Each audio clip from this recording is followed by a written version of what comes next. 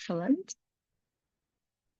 So to begin with, I would love to give each woman here up to a minute or so just to share what has brought you to this space today and what you feel you need in this moment in time when it comes to your relationship with food. If you feel like you would like to type that instead, you're welcome to, but connecting with your voice is always a good idea. So, who would like to go first if you are sharing with your voice? We have two manifestor ladies here, three. So a manifestor surely will unmute themselves first. I'll do it. I am very, very happy to be here. I was just sharing briefly with Yulia before.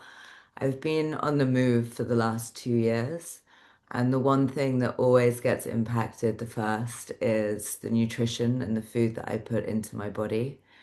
And I just really need some help, like creating some simple systems, doing a bit of deconditioning, and finding my reconnection to it and to fall back in love with the nutrition that I'm putting back in my body instead of just doing it to survive in between the gaps of life. So I'm really looking forward to learning from one of my favorite witches and just taking this moment as the beginning of the next chapter and really making sure that nutrition, how I approach food, curbing my insanely sweet tooth, and finding the best ways to move forward with it to be the best version of myself, which has been a bit lacking recently. Thank you, Lucy. Welcome.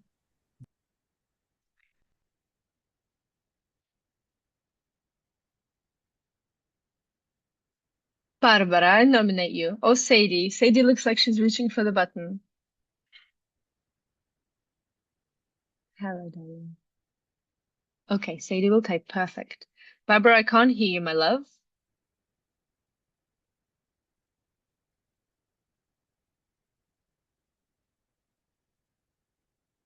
Okay, you might also be typing.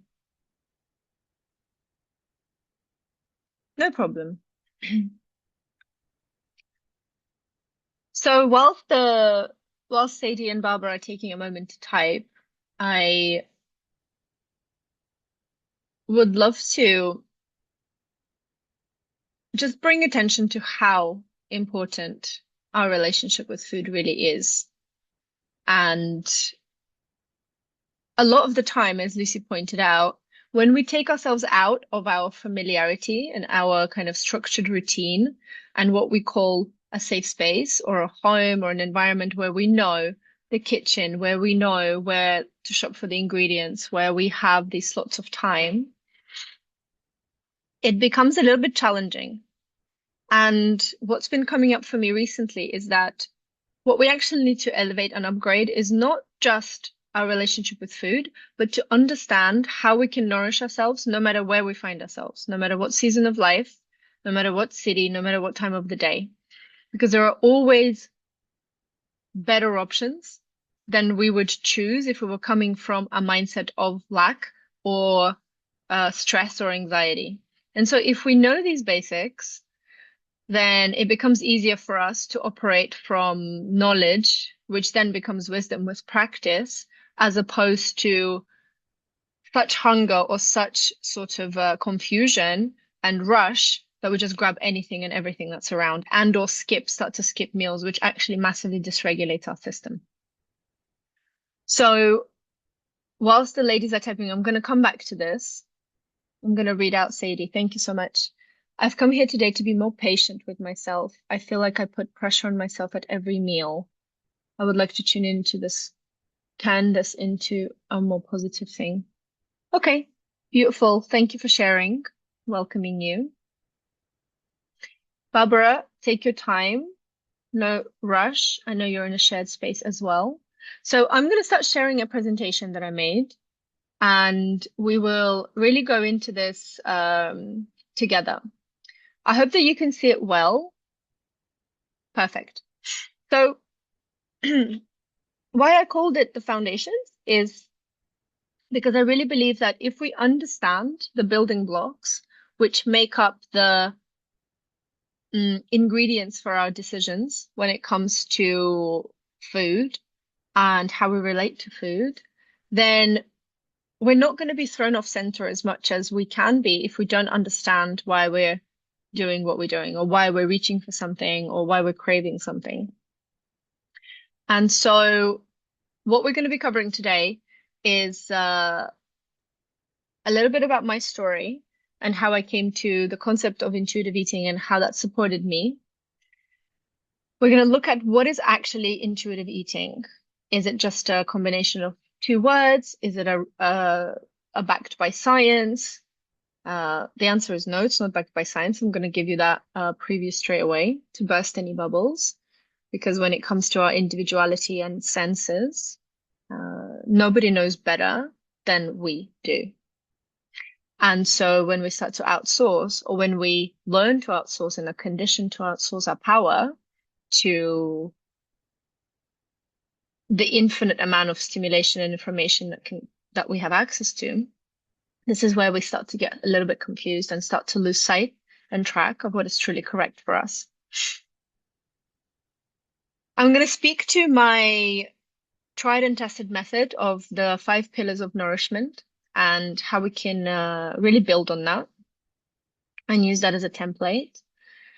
And then we're going to move into daily nourishment foundations and understand how much food to take in at which meal, what feels best for the body in accordance to our energetic cycles and rhythms, seasonality. I'm going to touch a little bit on Ayurveda, which is the philosophy and science coming out of India, and TCM, traditional Chinese medicine, is also quite closely interlinked, because when we speak to both Ayurveda and TCM, they both look at which time of the day, which organs are in most operative states, and which needs a little bit of a rest. So we're going to look at energetics basically here. And then instead of seasonal eating for January, I thought I would give you an overview of seasonality as a whole. So we're going to look at winter energetics, spring, summer, and autumn briefly, but it's going to be there. And then we'll have time for a little bit of Q&A. And if anyone feels like they really want to unravel something, and if we have time for it, then you can step forward and get into the little bit of a hot seat vibe with me. And then I'll tell you why detox, which is one of my most important tools in my personal life, and also what I guide people through, is important. And I'll do a little bit of a sales spiel at the end, as much as it pains me to say that out loud. But detox is an incredible tool to really understand and reset. So this is something that I truly believe is that how you relate to food is how you relate to life. And, over the years, I really wanted to deliver this level of information with a bit of cushioning, a lot of compassion, which still is the case. I desire to teach and share with a lot of compassion. And when we start to take responsibility and really start to take courage and look at where we are lacking in sovereignty, where we are undernourished, and where the control is within our reach rather than someone else controlling us, it becomes a little bit difficult, if not really it doesn't feel so good, quite unpleasant to go against what we already know. So what we're doing here today, we're not necessarily going to be learning. You might be learning brand new information, that would be great. But at the end of the day, what we're doing is we're remembering how it feels to be our unique selves, individuals who have individual internal rhythms. And when you're traveling, for example, you're changing time zones, you're going into different seasons across the world. So that's something we really need to bear in mind. And how you relate to this, how you relate to food as medicine. Do you relate to food as medicine? Or do you think it's a quick fix that just needs to be present so you can get on with life and you can produce more energy? that is going to be reflected somewhere in your life. So let's go forward. I don't share my stories so much, and I do feel quite called to share a little bit more about why this work feels so important to me. And first and foremost, I came into nutritional therapy. I graduated as a naturopathic nutritionist is in 2017. And so it was a 3-year program. So I can say that for 15 years, for the past 15 years, I've been interested in how food reflects um, our health and how our relationship with food is woven into our day-to-day lives and how it impacts every decision and everything else. And where I'm at today is because of a personal healing, we can say crisis or gift that occurred to me 10 years ago, actually. So I grew up in Uzbekistan. That was until I was 13. So what I saw there was seasonality, simplicity, and everything was in tune with the rhythm of the land. We didn't have many imports. We didn't have strawberries and raspberries in the middle of winter. If we had berries, it would be frozen. If we had certain vegetables, they would be pickled and conserved and preserved. So I grew up with what we now call superfoods and what we now refer to is bougie foods, kimchi, etc., pickled cabbage. This is something that was very basic. My grandmother used to literally do all of these things and prep for the winter. And so this was nothing new to me. When I started studying nutritional therapy, it wasn't new to me that this was a healthy food. For example, if we take pickled cabbage or sauerkraut.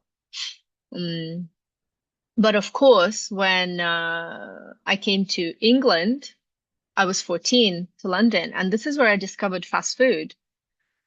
Burger King was my best option. I just adored everything around Burger King.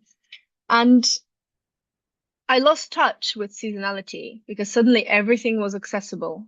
Everything and everything that I wanted would be accessible at any time of the day. If I wanted strawberries in the middle of winter, Bob's your uncle, it's available. If I wanted X, Y, and Z, just everything was in such abundance. But I also understood that it can't be correct. I already felt that, but everyone was doing it. I was suddenly exposed to so many processed foods and so much prepackaged foods that I got on with it, and I really enjoyed all of the things, especially like microwave meals, which was, I mean, I think to it now and I think, wow, but it was what I knew at the time, so I don't hold any judgment against myself. And so over time, when this healing crisis started, or when I received this gift of a diagnosis, which I'm going to talk about shortly, um, I really started to look at nourishment as a way of life. And over time, it evolved into multidimensional work with not only nutrition, the detox has become a really huge part of my life and what I love to share with others. Human design has been a really, really big piece of my work.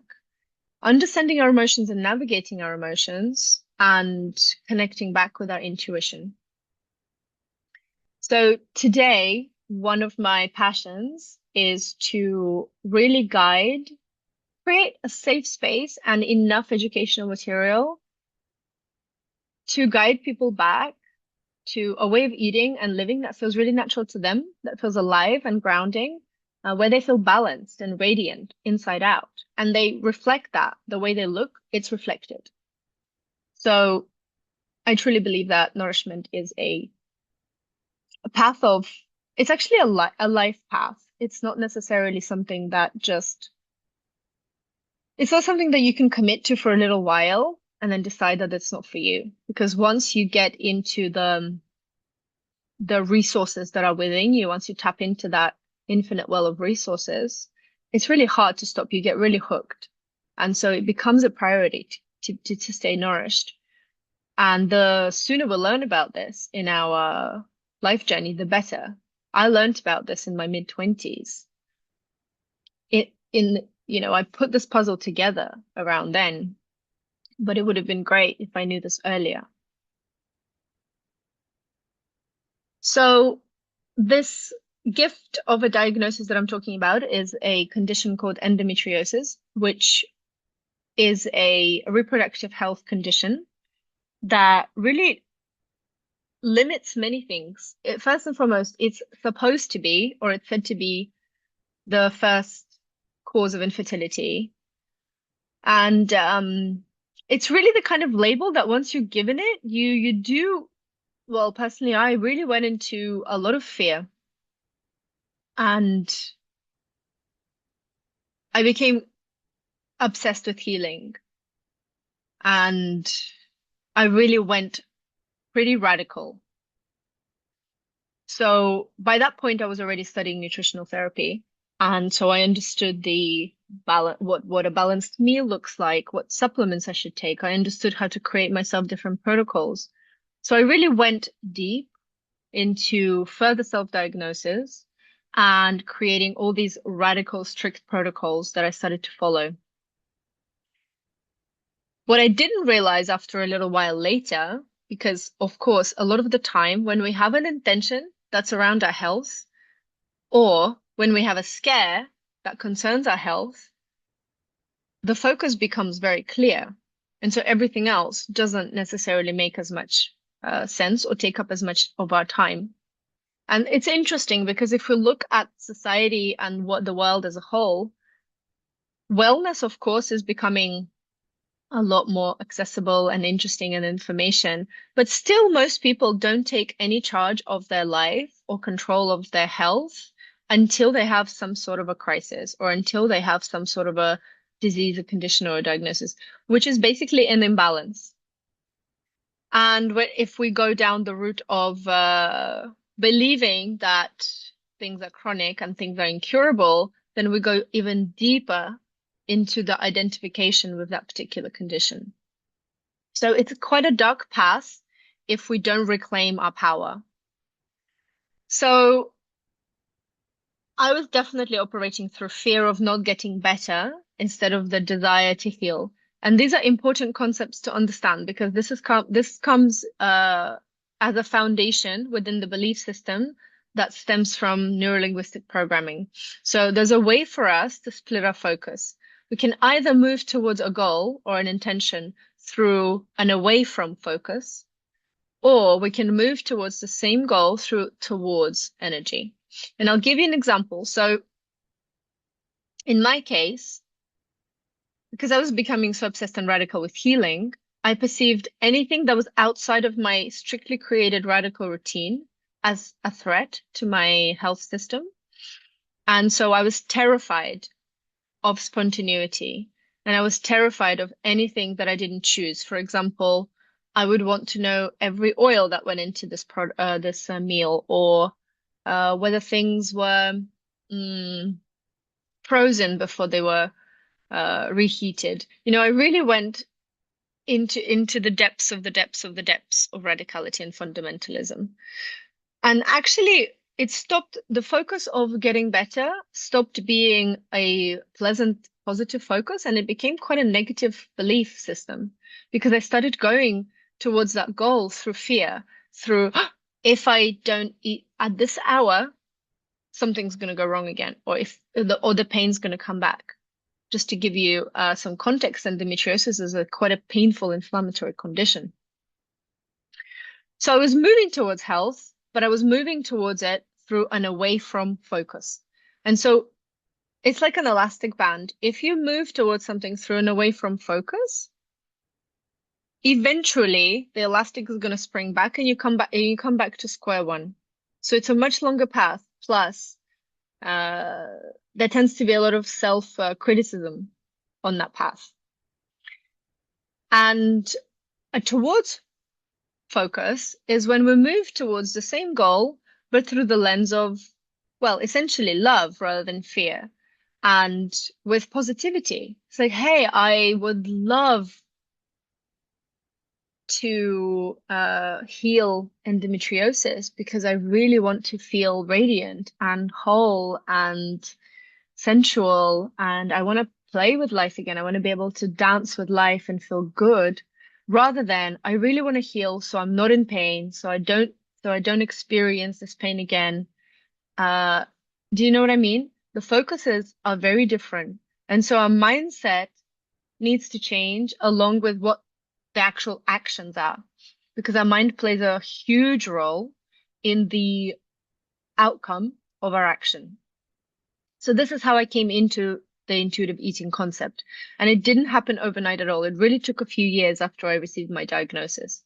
Just to share that I'm all well, I don't experience symptoms, and I feel like that has really been put past behind me. And I have to thank intuitive eating and changing my mindset, which is my personal story into how I came into this work, or how this work is moving through me. And I believe that anyone and everyone who's in the space of healing and offering wellness solutions usually comes into that space because that's something that's supported them and helped them. And it's in my cells now to share it. So I feel deeply grateful. So what is intuitive eating really? Let's start with what it is not. It is not eating whatever you want without awareness. It is not lack of structure, and it is not being disconnected from biology. What it is in actuality, it's reconnecting to the sensations of hunger and understanding the scale within which we can feel satiated. So we can start to control it, and we can start to not obsessively control it, but start to understand, am I already full, or could I eat more? The chances are we can always eat a bit more. But the art is in mastering the 80-20 rule when it comes to hunger and satiety, is eating until you're 80% full, leaving that 20% for breathing. There's never any need to go over 100% or even close to 90% of how much food you can fit into your body, because we're taxing the digestive system if we make choices like that. Intuitive eating is also a way for us to use food and make choices that are aligned with our seasonality, intuitive nudges, and it can really stabilize our emotional system. And this is energetics. This is nothing to do with how I perceive food to be. This is actually backed by scientific principles within the Ayurveda and TCM. Is when we relate to food as medicine, we start to understand how to use it in particular chapters of our life and seasonality of our life. It is also a gentle dialogue between the wisdom of your own body, which is going to be individual, and nutritional science. And so if we can marry the two and understand and learn or remember how to bring them together into a beautiful connection and union and partnership, it becomes a really easy choice. If we know that, for example, planes tend to be one of the most dangerous places and zones, and airports as well. First and foremost, the food is very rarely fresh. And second, it's rarely colorful and vibrant. So, and plain food is plain food. So we have to remember that it is up to us to choose our meals. It is up to us to make the choices. It is up to us. No one's really going to come and save us and tell us how to do it.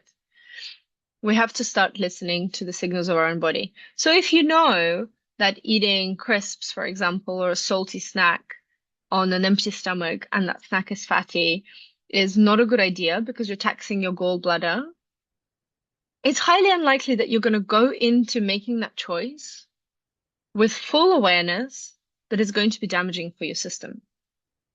And it's not to say that you might never do it again or that I might never do it again, but it's just to have the level of awareness where you can make these choices and take responsibility for the choices and perhaps learn how to counterbalance as well. And most importantly, intuitive eating and really grounding that concept into your life is a return to presence, meeting yourself where you're at, your own internal rhythm, and most importantly, trust. If you start to, or if you continue to, because you might be already practicing it and you're here to remember, but if you continue or start to really listen and honor what your body is asking of you, and look, the body doesn't have a voice like the mind does, right? In the mind, we can hear all of these voices. And even if you think it's your body speaking, it's still going to filter through the mind, and the mind's going to tell us an interesting story. And I always say this comes from the lens of human design. Don't listen to your mind when it tells you what to do. Just like it often tells us, oh, this would be a really nice idea right now. This would really satisfy a particular need. And so it becomes a little bit complex. A part of us is always speaking and wants to get them needs met. Another part is trying to counterbalance and say, hey, no, we're going to make a different choice. And so actually what we can really fully trust is the sensations of the body. So it's not necessarily going to be a clear voice that's speaking to us, but we are going to have sensations. And this is where intuition comes in, because intuition is clarity in the now moment. Intuition can whisper very lightly and gently, or it can really shout. And the, intuition and fear is actually a really interesting dance because they don't sit too far away from one another, and they're located in the same part of our body, which is around our spleen center. So it becomes even more important to improve our discernment of what is truly an intuitive piece of information versus what might be a fearful piece of information. And that takes time and practice. Before we get into an interactive part of this class, I would love to bring our attention to a few things that really, really hinder us from being in a centered union with our intuition. We're speaking about food today, mainly, but because food mirrors how we relate to life, this piece about intuitive wisdom is relevant for every area of your life. And the the I just noticed, ladies, that this first sentence has nothing to do with food. This is from a previous presentation on sleep, but it's a good sentence and it's correct and it's relevant for us anyway. So don't be too thrown off, but I did just get thrown off. So yes, coming back, the intuition piece is important for every other area of life, not just our relationship to food and our food choices. It's really how we choose to navigate, course correct, how to move. What's your next move? How do you know what's right for you? How do you know? And a lot of the time we don't know, but we feel. In fact, the brain is a processor, the mind is a beautiful tool, but it's a processing space. It's an awareness center. And because I love to look at human design as a lens to support what I'm sharing, in human design, the mind is just an awareness center. It's not there to make decisions. So we have to start getting really comfortable with using words like, I'm feeling into it. I don't know how I feel, or I feel as if. I feel like I want to eat this. I feel like that might not be a great choice. Not, I think, because a lot of the time we'll go into a mind story and that might not be the true case scenario. So intuition is an awareness and a signaling navigation system in the now moment most of the time. And we know this because most of us would have had an encounter with an intuitive message.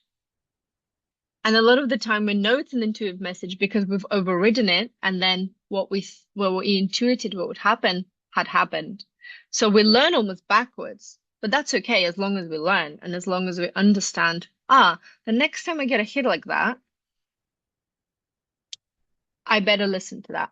And that comes to using your intuitive discernment when it comes to reading articles or listening to people speak about food or telling or other people telling you how you should eat and what you should eat.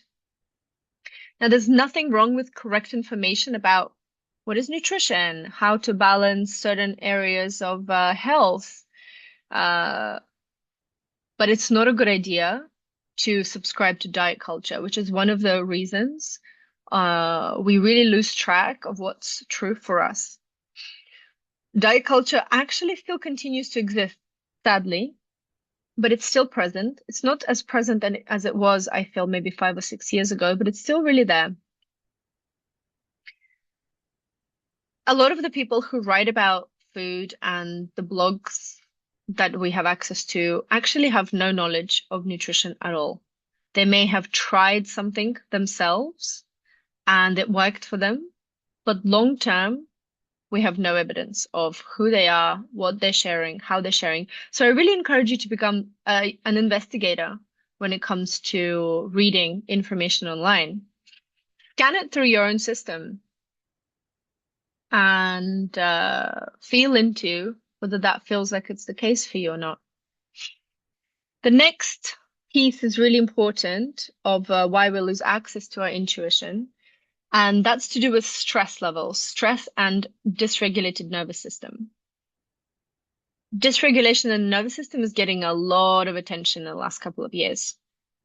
And stress is a response. Stress is necessary. Stress is something that helps us take action. Sometimes it comes from pressure. Pressure is also there to be used as a catalyst for action a lot of the time. What we don't want in our system is chronic stress. What we don't want in our system is mild stress that continues over a long period of time. Or it can be acute stress, which is a heavier version of stress that usually happens all of a sudden. And it stresses the nervous system, shocks the nervous system, that then dysregulates the nervous system and then becomes this sort of a plateau of a state that can feel like this mild bubbling anxiety. We don't want that. But a lot of the time we find ourselves in those exact situations, especially because a lot of the time we live in cities, there's a lot of overstimulation. There's a lot of pressure when you're growing up, when you are going to university, when you're working for someone else. There's a lot of stress and dysregulation of the nervous system can come from our own working environment, even if we don't work for anyone else. And so a dysregulated nervous system is not necessarily going to be the best baseline from where you can make real sovereign choices. And even if you nail down the intuitive eating concept, the dysregulated nervous system might throw you over the edge in another area of life. And so you might not be able to access your intuition in another area of life, but you might be doing okay with food. That's also happened because it's happened to me. So I can tell you that it's a whole puzzle. It's a whole piece. It's not one or the other. Adrenal fatigue and caffeine culture is massive. And I want to speak to this caffeine thing because it's a really important part of understanding how important it is to attune to our own rhythms. So the caffeine culture is such as that, first and foremost, it's a cool thing to do. And actually, I'm very hypersensitive to caffeine. If I wasn't, I would probably be a caffeine snob or a coffee snob. And I'm really grateful that I'm not. But I'm a matcha snob. So I also consume caffeine.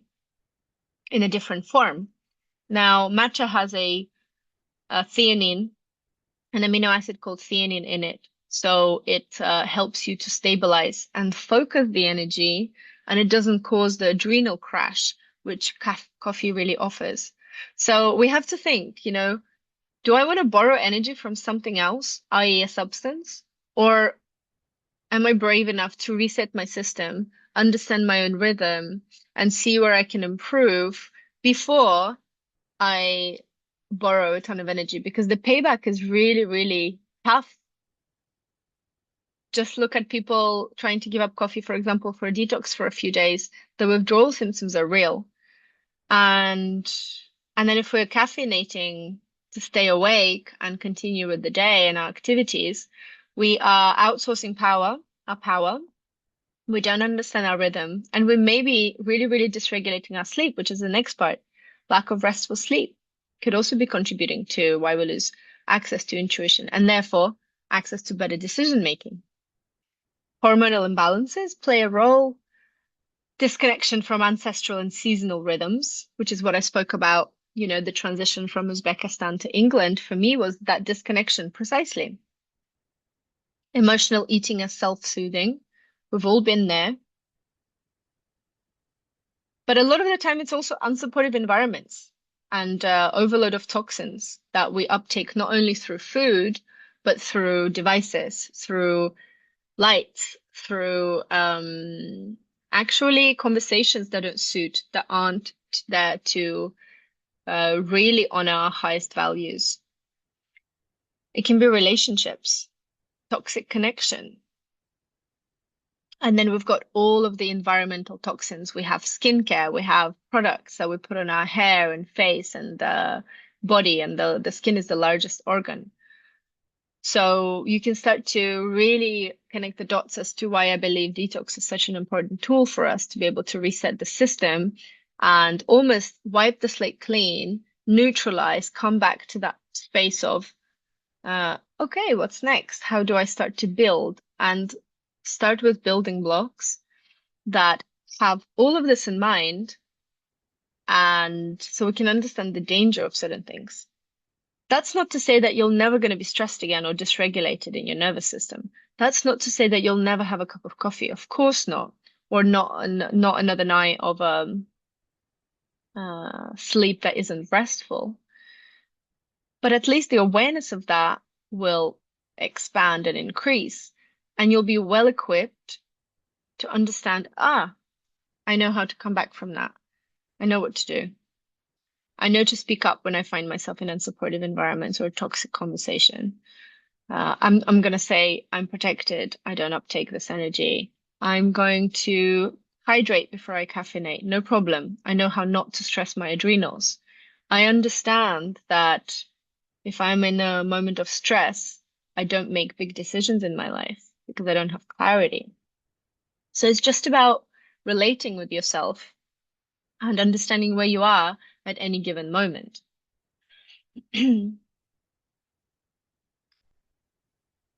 So we're going to move to 5 pillars of nourishment.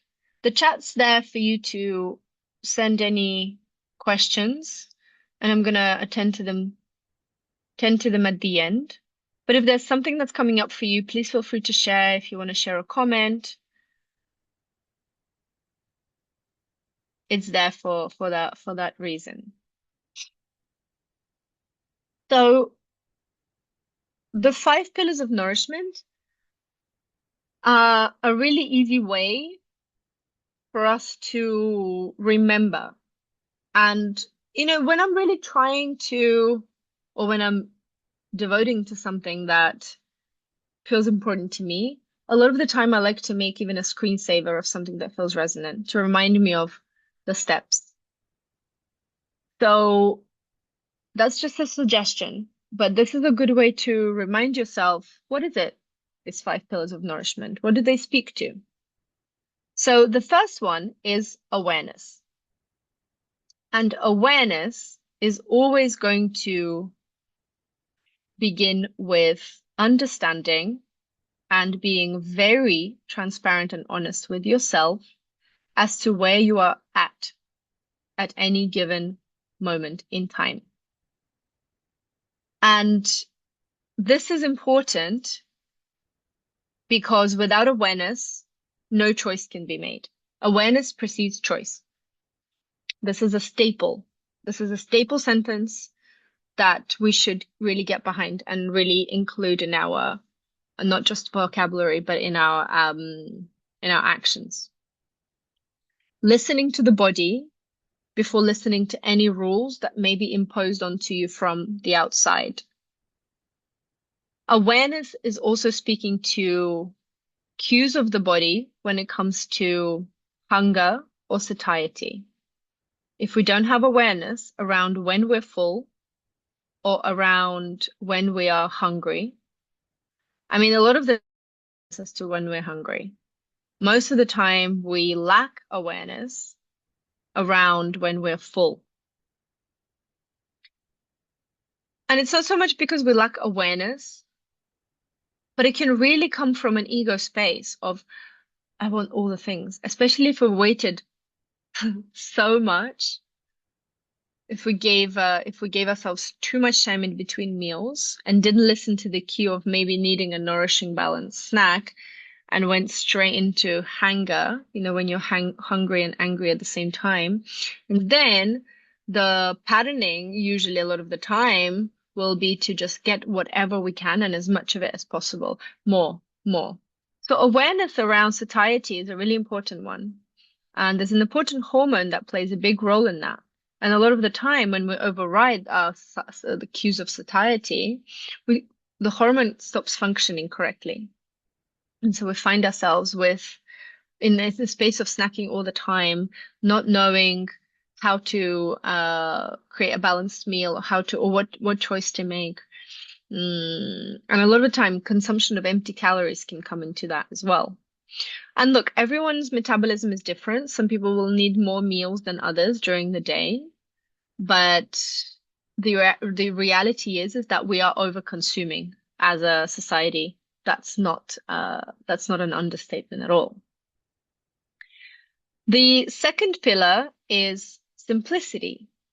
And I love that because if we ever forget how to nourish ourselves well, or let's say we're traveling, let's say we're in an airport, or let's say we've changed countries and we're suddenly in a place that requires a lot of attention. It requires a lot of our attention to understand where to buy food, how it's sourced, which restaurant, what do they use. Simplicity is always a good pillar to fall back on. And actually, I like simplicity, not even when I'm traveling, but just understanding. The way I cook myself and for others is actually pretty simple. A lot of the time, it's combining ingredients as opposed to making a recipe with 20 things, 20 ingredients. And sometimes I do create and flow with a meal that requires more than 10 ingredients, but a lot of the time, it can be simplified. And understanding what simplicity means for you and how you can have access to that is truly important. And that means uncomplicated food. That means whole foods, non-refined foods. So instead of white rice, we're swapping to brown rice or whole grain or black or red.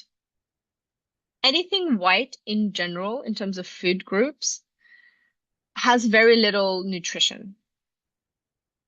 And some cultures will truly disagree with that. Like right now, I'm in Bali and rice is everywhere all the time, especially white rice.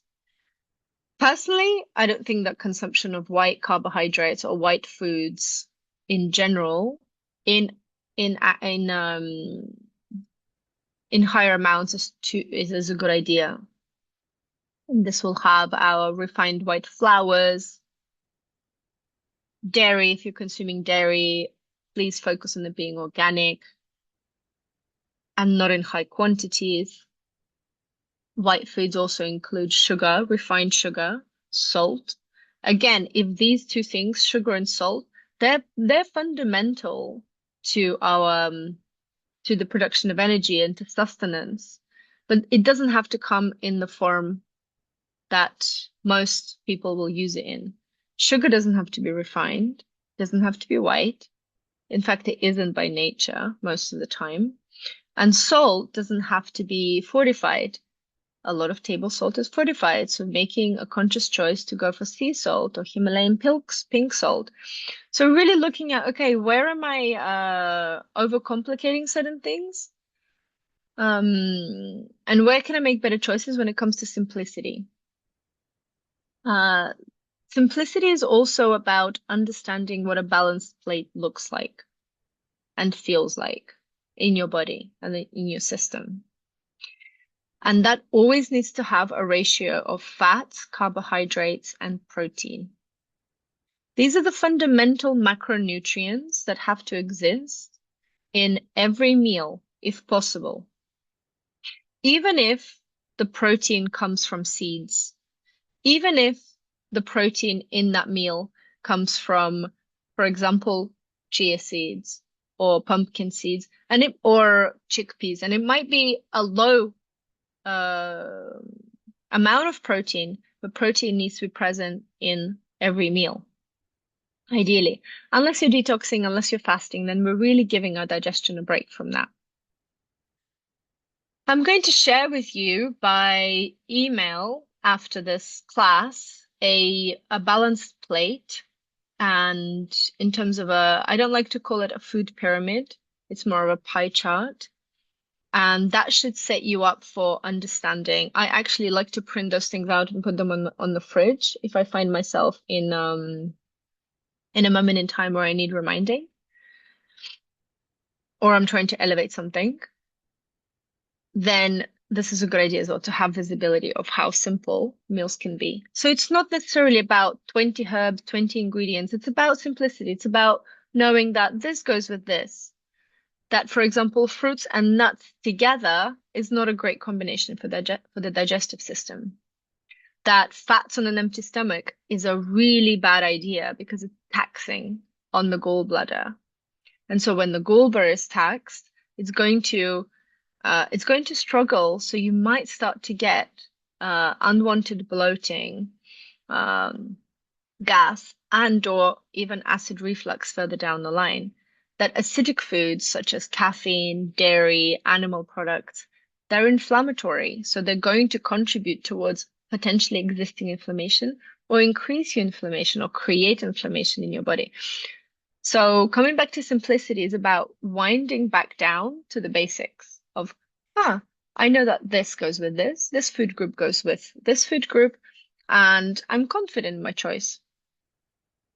I'll tell you a really good snack to have when you are in the airport. And although they aren't necessarily the best combination, when you're traveling, they're going to be probably the best combination that you can have access to. And this is the thing. It's not about always doing your best that looks the same. Your best is always going to look different and feel different. Your best is making the best decision with the resources that you have access to. So if you didn't bring a packed lunch to the plane, it's okay. What is the best next choice? So the best next choice is actually almonds and bananas together. Now, it's not in the most ideal combination, but it's a combination that's going to create satiety, that's going to add some protein into your body and focus on elevating and stabilizing the blood sugar and also keeping hunger at bay until you have an opportunity to make the next best choice with the resources that you have. And this is what stops us from being radical fundamentalists. This is what supported me. So instead of needing to have this exact food plate every time, or else I tuned into, okay, what's the next best thing? What do I have access to? What do I know? Okay, I know that this is probably not a good idea, and I know that this is a good idea. I now understand that caffeine on a long haul flight or on a short flight is going to dehydrate me more. So if I am going to uptake, for example, matcha, I will also have a coconut water or a bottle of water before and after to keep myself hydrated. So simplicity is really important. The third one is rhythm. And rhythm speaks to seasonality and also meals aligned with circadian biology. We're going to look at the Ayurvedic clock on the next slide together. And it's understanding that breakfast should be stabilizing. Breakfast, my mom used to always say breakfast is the most important meal of the day. And it's not that it's the most important in terms of size, but it's the most important way to begin your day because this is when you're breaking your fast. Your body has been resting overnight, repairing. Sleep is magic for our system, restful sleep, not just any sleep. And so after the repairing phase, we're ready to start fueling again and to create energy for the day. So breakfast needs to be stabilizing, unless you're practicing, for example, intermittent fasting or gently detoxing, and then breakfast should be light, but then followed by a nice stabilizing brunch. But we really need to start stabilizing first thing in the morning because cortisol could be flying high. A lot of people drink caffeine first thing in the morning. So you're already flying high and you need to come back and stabilize and offer yourself a healthy foundation for the day. Mm, lunch, as we know, is a very important part of the day. If you find yourself if you're studying, if you are going to work, or if you have a routine, a structure, actually there's a big possibility that you might be skipping lunch and or forgetting to eat lunch or delaying lunch or rushing lunch. I remember I used to eat lunch on the go, which definitely isn't a good idea. So lunch needs to be the main focus because this is where our digestive fire and our digestive power is most potent. Dinner should be light and supportive, meaning it needs to be grounding enough, but not highly elevating. So, for example, in the evening, it's not a good idea to have only salad. Salad is a watery food. Salad is hydrating, sure, but it's a cold food. It's not suitable for evening times, no matter where you find yourselves, even if you are in a hot climate. Dinner should be a lot more soothing than that. And eating 2 to 3 hours before you go to sleep is paramount because we spend about 30% of our energy at any given time when we have consumed food. So our stomach takes about 2 hours. Food remains in our stomach for up to 2 hours after we've eaten something. And then every time we eat something, we spend 30% or exert 30% of our energy to digestion. Why would we want to be digesting when we're trying to rest? This doesn't make sense. Which is why in our Veda, in TCM, in the ancient way of living, people would have finished eating by the time the sun goes down. I know it's not always possible and it's not as pleasant or accessible, or sometimes it's just it's not a choice you want to make on a day to day. That's fine. That's okay. But ensure that you have at least a 2 to 3 hour window before you actually go to sleep. And if you don't have that window, opt for a light soup or a broth, or something that's really gentle, that's going to soothe your system, but isn't going to overcomplicate the digestion process. Because if you take a lot of fiber at night, the digestive system has to work much harder. Hydration is consistent. There's no conversation about hydration. Hydration just has to be present all of the time. It's something we should really, really be focusing on. And on that note, a sip of coconut water for me. Pillar number 4 is seasonality, and that's eating with nature's currents and nature's waves and how nature moves, and also the intention of the season. So winter is about warming and grounding.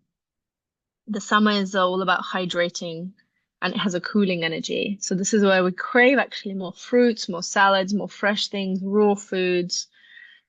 Autumn is this liminal space of fiber-rich root vegetable grounding, but also soothing, sort of soul comforting vibes. You know, we think to pumpkins and beetroot and carrots to really create a lot of comfort around our meals.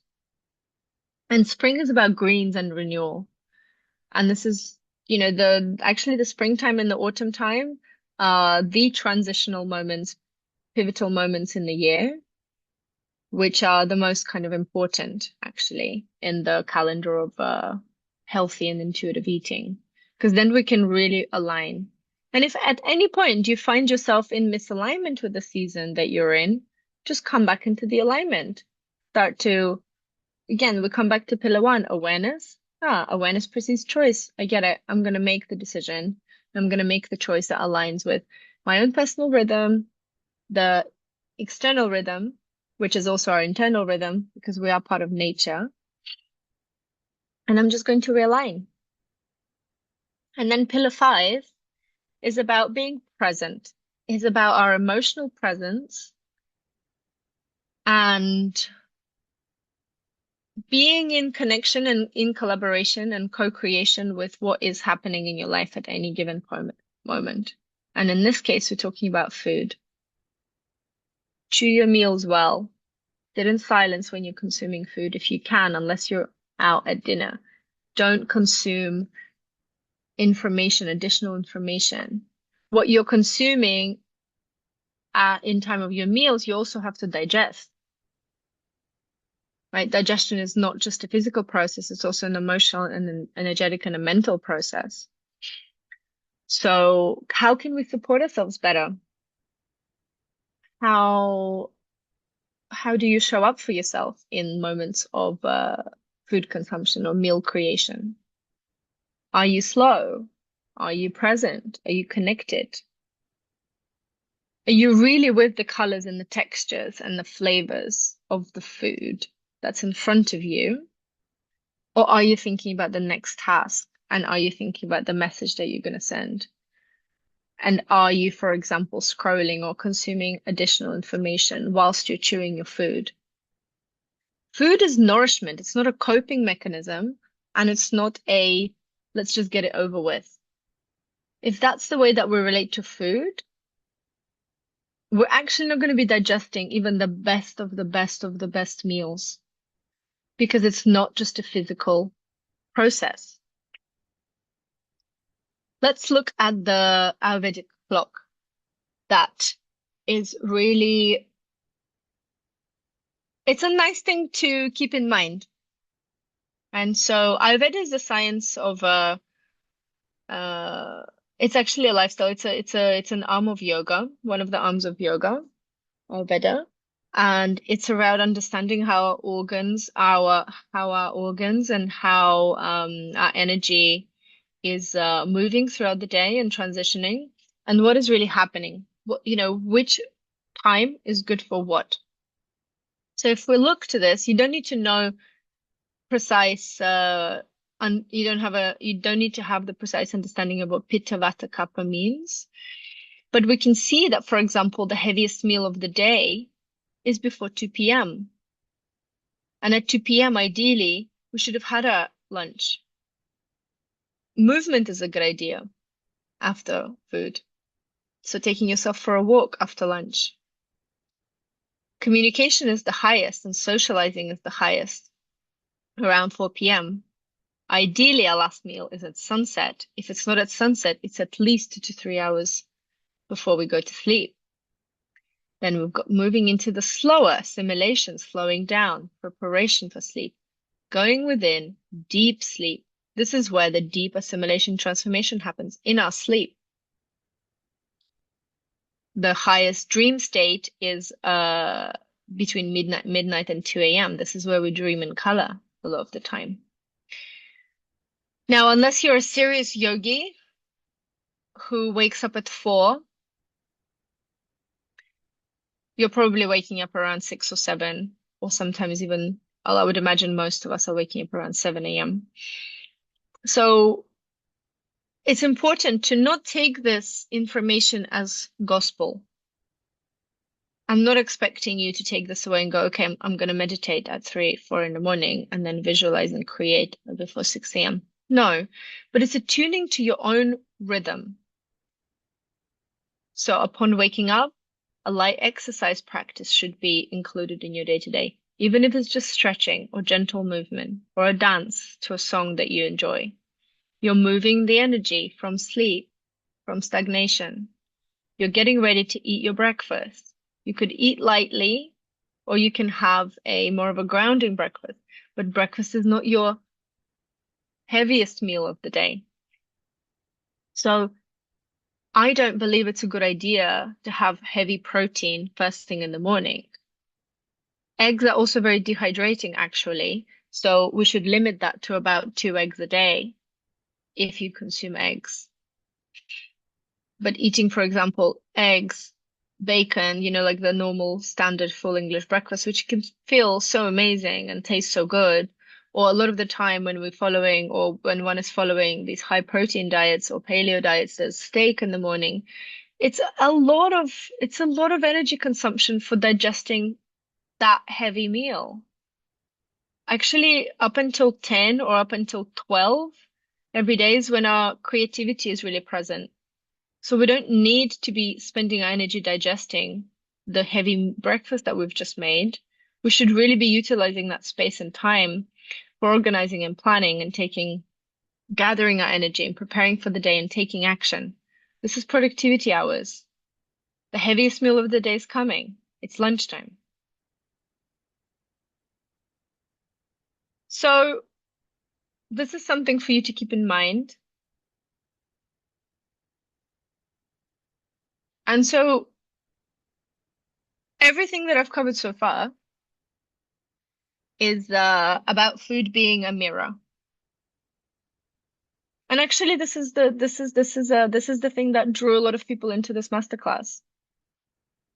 They've resonated with certain things like chaotic eating equaling chaotic boundaries, or restricting food equaling restricting pleasure. That was my piece.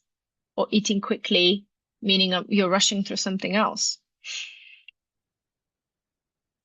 So food, how you relate to food is always going to be reflective in where you are not yet optimized and in balance. Optimization is a path that could take a long time, but it's the inspired action day by day that brings you closer and closer to that space of mastery. So let's have a little, before we go into this, before we go into daily foundations and seasonal eating basics, I would love for you to type into the chat the first 3 words that come up for you when I say, describe your relationship with food.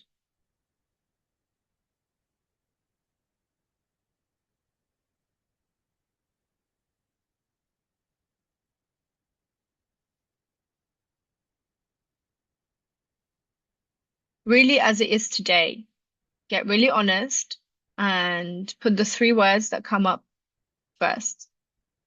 Listen to the sensations in your body.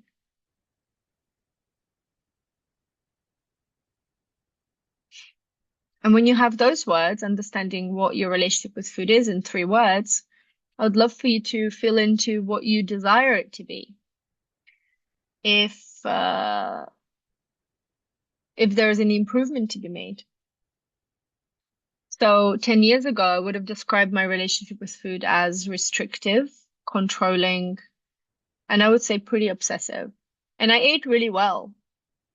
I didn't have bad habits. My bad habits were mental and emotional. So it's actually not about what you eat, it's how you eat and how you think about the decisions rather than the actual choice. Because my food was pristine, apart from that 8 months that I became vegan and undernourished myself. But that's another conversation. So Lucy is sharing that current baseline. We need to know this is the awareness pillar. Avoidant, confusing, and daunting. I'd like to approach from a place of love and support. Beautiful. Thank you for sharing. Everyone is welcome with all of what they feel to bring because it's important for us to be transparent. This is where we begin to cultivate trust. Sadie, as of recently confusing, restrictive, I want to be free and fulfilling. Beautiful. Thank you. And these will be the goals. Lucy, I'd love for you to fill into the 3 words that you would love for you to be true when you describe your relationship with food in the near future. And if you are making notes, this is a good time to write these 3 words down. What it is today and what it's where you're going towards. These are the goals. And we get there together through understanding and deep learning.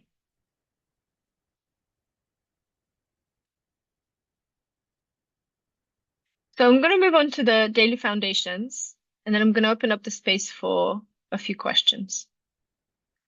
So in the morning, we really should prioritize hydration first thing in the morning. I love to start my day with salty, warm water with a squeeze of lemon.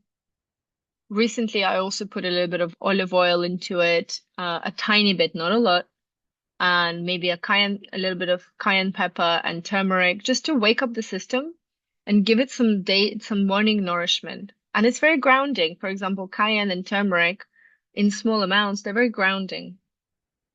Olive oil is going to be great for the liver. Hydration is mega important. Now, there's a liver cleansing smoothie that you can start to take if you really want to upgrade your daily health. And that's on my Instagram as one of the pinned posts on the top row. And it's a really, really easy way. You can pre-prepare it, for example, for 3 days. That's also possible. You can prepare it in a bigger container and then consume it for 3 days. To give ourselves this time and space of saying, hey, I am so blessed and grateful to wake up another day. I would love to kickstart the day in devotion. And this is where the hydration and your morning activities will really come into play. No caffeine on an empty stomach. It's just not worth it. It's very acidic. It's very dehydrating. At least have a piece of fruit before you consume caffeine. And by then, you should have already had hydration. Now, blasting your system with cold water as opposed to room temperature water, first thing in the morning, not a good idea.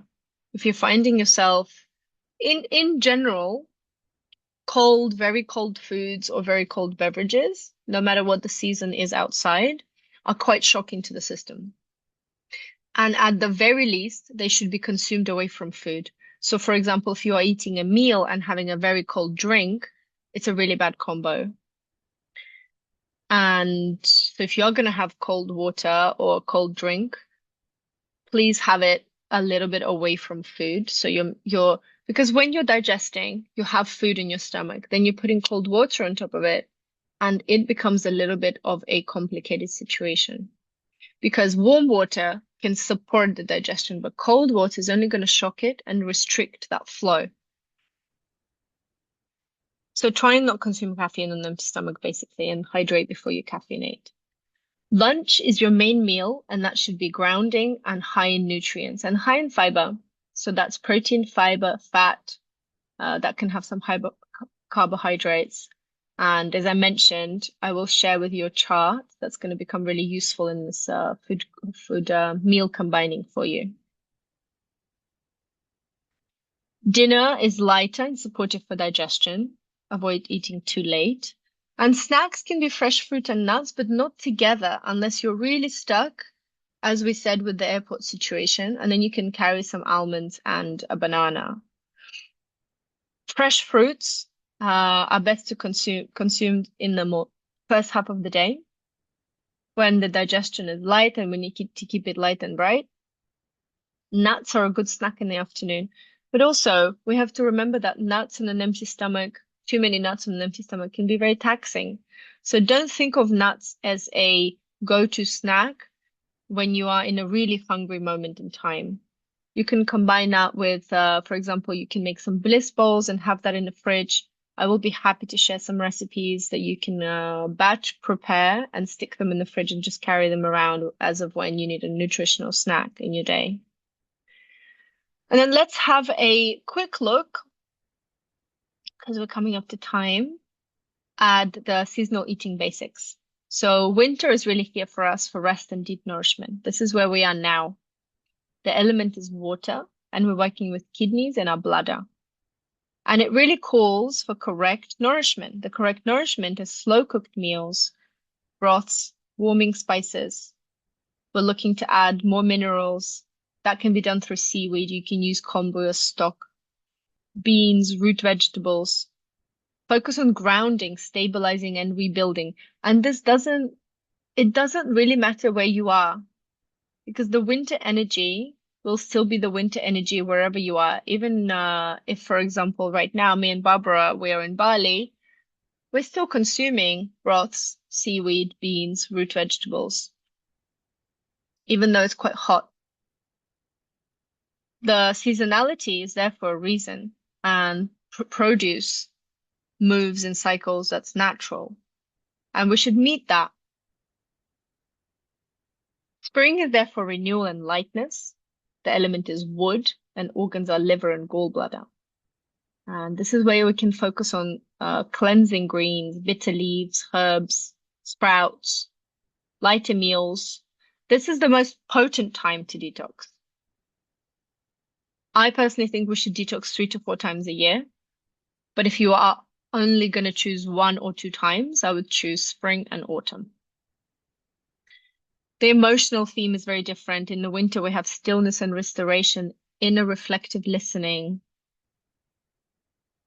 In the spring, the energy changes completely. We're going into opening to new beginnings. Sadie, by detox, are you referring to liver detox? Yes, I'm much referring to liver detox, and my last slide will be exactly about that. Summer is about expansion and joy. The element is fire. Here we have wood. The organs are different. We're focusing on different organs. It's heart and the small intestine. There's a lot of heart energy in the summer. There's a lot of uplifting energy. So we want to support that. We want to match that and meet that. Hydrating fruits, colorful vegetables. Hydrating because we sweat, so we get dehydrated. And of course, if you live in a hot climate, you have to have hydration present or amplified in any season. We want to eat lighter. We generally feel better when we've eaten lighter because we're supporting energy and circulation. Raw food becomes more tolerable in the summer. The emotional theme is expression, play, connection, love, summer love. It's a fun time, and we should match that with our food. And if we're really attuned, these are the decisions we're going to go towards naturally, intuitively. The autumn is about grounding and letting go. The element is metal. It's a different taste altogether, a different flavor of energy. Organs we're looking at is lungs and the large intestine. This is another potent time to detox. It's the spring and the autumn equinox time. The food wants to be more warm, fiber rich. We've got squashes, apples, pears, root vegetables. Really beautiful time. We can include like nutmeg and cinnamon spices here. We think to all of the Halloween foods, spiced cabbage. I don't know if that's a Halloween food for most, but that's why I like to have around Halloween time, spiced braised cabbage. Soups, stews, and we're slowly transitioning towards the winter. So we have a flow of seasonality externally. And so how about we align to our individual seasonality? And for women, it's different because we're moving from cycle to cycle, from menstruation to ovulation as well every month. So that's another layer of contemplation. It's another conversation, though. So if we start to attune to deeper to ourselves, or if we have the desire to, but we don't know where to begin, detox is what I consider to be the most important, powerful reset and tool that you can take courage and commit to. Personally, right now I'm in a winter detox. Barbara is journeying through the detox with me. It's not an easy process, but it's a process that is sure to create spaciousness, to allow everything that's not been digested in the emotional physical and energetic sense to come up and be released and let go. So detox, for me, purification is truly as a path of liberation. And we can't incorporate new habits and start building and habit stack in a positive way if we don't have the space in our system. So detox becomes a crucial fundamental part of resetting the system.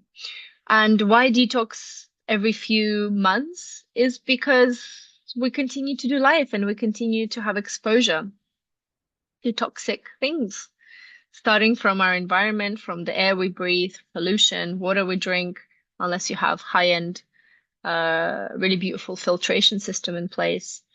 And then, of course, we are gaining more information, we're gathering. And so detox becomes this beautiful time and space for us to really rest in stillness, allow what needs to come up, and to intentionally release it. So I started these programs actually in COVID 5 years ago, these online detox programs. And so the next one is a community winter cleanse, which is going to happen in January between the 5th and the 15th. And it's a fully guided protocol from A to Z. You're guided by me with live lessons and meditation practices in the morning and some evening workshops. And we have a supportive community on WhatsApp where you can interact and share how you're feeling. But for me, detox really clears up any noise that we might have in our system, any confusion, any stagnation. Because suddenly we're restricting calories and suddenly we're allowing the liver to expel toxins and process it. And we're allowing our digestion to rest. And just to be clear, we're not taking food away altogether. There's still beautiful, nourishing meals aligned with the season. So in winter, we'll be focusing on broths and cooked food, along with supplementation and enemas, which is a big part of detox. But really tuning into the energetics as well. So if you're interested to join our group Life Cleanse in January, just send me a message and I'll add you to the group. And when things are online, when the detox is published online, it's going to be a simple situation of just following through with the link and registering. So my loves, this is where I'm actually going to end and open the space for any questions that you might have.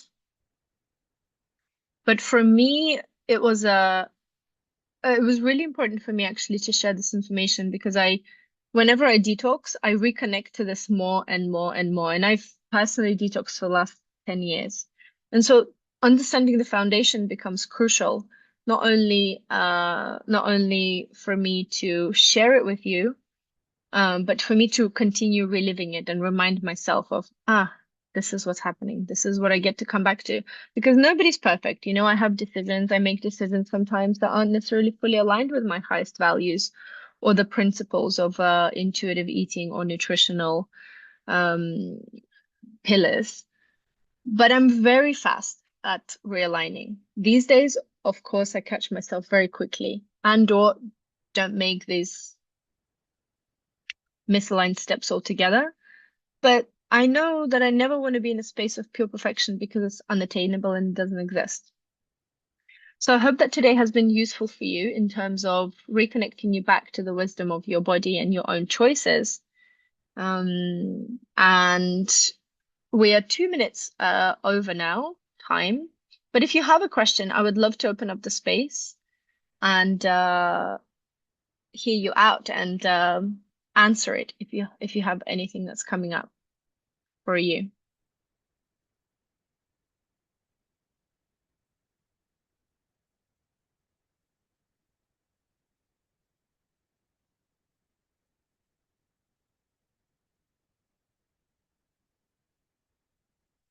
Sadie's asking, I've recently been stressed and in turn have developed food intolerances. Thank you, darling. It's food intolerances are very different to food allergies. We have to start recognizing the difference and knowing that food intolerances are not forever and they're not something that cannot be balanced or rebalanced. Food intolerances usually happen when stress levels are high and the our gut and our brain or our nervous system are deeply, deeply connected via the same axis. And the majority of our immune cells and also serotonin production cells are in our gut. So when our gut is compromised or our nervous system is compromised, they have this direct correlation and link. So healthy gut will often equal healthy mind and vice versa. And so what happens when we're stressed out, anxious and or going through these phases of life where we have an elevated cortisol level, we can start to develop what we call a leaky gut, which is where the tight membranes of the intestinal wall they loosen, and so actually food can start to sleep. Food particles can start to go through the lining. Now, this is not something we want because what ends up happening is that the body starts to get confused as to why a certain particles and food and cells are present outside of the gut. And so this is what quite often causes intolerances. It's either the lack of immunity and high stress levels, or it can be gut disturbances and gut imbalances, which in turn will increase inflammation in the body. But everyone is different individuals. So for any kind of individual approaches, I always recommend working with me one-on-one to understand the root cause. And then, of course, in any one-on-one situations, I create bespoke protocols that you can follow, and we have this space to really drop into for your own individual needs. But to just recommend something for you, Sadie, maybe you already have this in place, but a good probiotic is a good idea. Magnesium is a great idea to balance your nervous system and to really decrease stress levels. And then consuming some bone broth. I don't remember, darling, if you eat meat or not. I'm pretty sure we had meat together, but maybe I'm incorrect. But if you don't have meat, then having nice, nice nourishing soups as well as part of your daily plan, just to give you an idea. But intolerances are not forever. Yeah, so you could consume collagen-rich broth. And in London, you should have access to a really nice one from Whole Foods. Okay? But reach out to me if you have extra questions. Anyone else has a question? Or perhaps you're wondering what to do with all of this information, where you go next. Just let me know. I just wanted to say a big thank you for all of the beautiful knowledge you've brought. I definitely feel like the awareness stage is very fully present now, and it's nice to be able to understand more of my own mindset and like the reflection of the nervous system and like have the Mhm. awareness of it from a more vulnerable and like wider scope than we give ourselves credit in the day to day.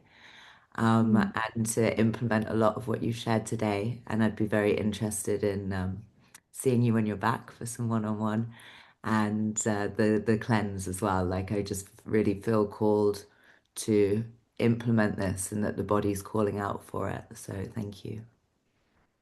Thank you so much for sharing, Lucy. I really believe that this is a big fundamental part. And interestingly, you and also Sadie's mentioning in the chat the piece about mindset, and it's probably the biggest piece, actually. You can be eating the most nutritious bowl of food, but if we're not present with it, if our mind is somewhere else, or we didn't intentionally make that choice, someone else could have made it for us, it disconnects us from the reverence and the sovereignty that we have access to from the freedom of our own choices. And it's going to ripple into our life. So we also just have to be really compassionate with ourselves and understand, okay, I'm in a highly stressful moment in my life right now. What can I do? I'm not a robot or a Terminator that suddenly is going to just change habits and the environment overnight. It's a step-by-step process, but food is always a good space and place to begin because it's our daily nourishment. It's what's guaranteed to give the quickest result when we're in the correct energy. in the relationship. It doesn't owe us anything, right? Just because we drink a smoothie, we think that's gonna cure me. It doesn't owe you anything. It's what you make it mean and what you encode it and the intentionality behind that choice. So mindset is huge, yeah. Yes. Oh, I've loved this. I've absolutely loved sharing this with you today. If you feel like slides might be helpful for you, I'm happy to send the PDF as well. So just send me a message if you think that's going to be useful. Otherwise, the recording is going to be with you as of when it downloads. And the cleanse information will also be sent by email. I think all of you have either subscribed to my newsletter and or I'm going to include you. Uh, Now I'm taking you being in the space as consent. Data protection is all very fancy these days. If you're not subscribed to my mailing list, the batch treat recipe you mentioned, yes, great. So I'm gonna do a little mail out for the people who joined the masterclass live today, with this additional information. I'm gonna send you the food graph, food chart that you can follow, just for you to really begin and not feel like overwhelmed with information because I appreciate, today has been a lot. It's a lot to look at. It's energetics, it's this, it's the internal clock. Your mind can be like, what am I supposed to do now? Like, what's the next choice? The next choice is hydration, always. That's always a good choice. And then just bear with me until tomorrow and your tomorrow, and definitely my tomorrow. And I'll prepare this email for you and we'll go from there. Okay. But it's been beautiful to be with you. I've loved it. And I wish you a gorgeous day and evening. And we're in conversation, we're in touch. So, Barbara, thank you for tuning in from the cafe. I expect you home very soon. All right. I'm sending you so much love. Have a beautiful day and stay nourished.